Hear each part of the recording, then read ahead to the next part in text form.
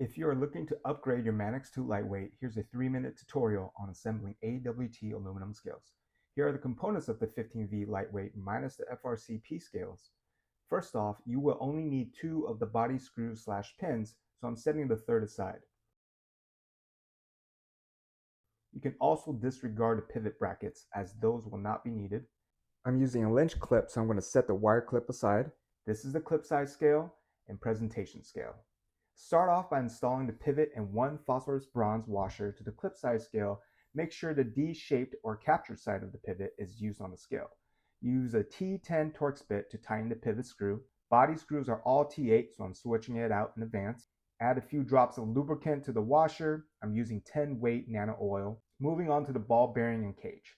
Notice there's only one opening for the bearing. Add the spring to the cage.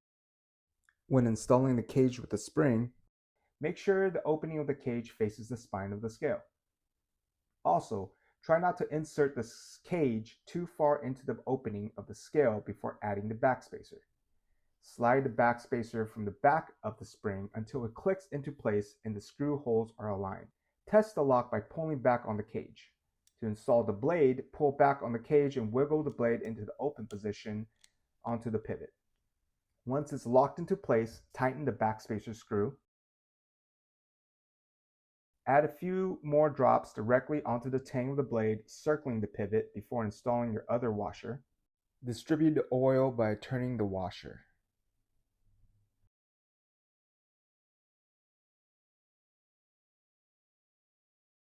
Next, install the presentation scale by pulling back on the cage and aligning the scale until it seats properly.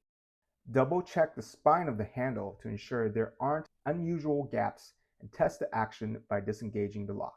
I like to initiate installation of the screws with a pivot, which is a T10, then swapping to a T8 for the remaining body screws. For the mid-body and clip screws, keep in mind the pins are D-shaped or captured and will need to slot into the holes accordingly. Make sure to keep a finger over the pin so it doesn't fall out. For the clip, I have found that it helps to insert the clip screw between the pins before positioning them onto the scale. Again, make sure to keep a finger over the pin so it doesn't fall out.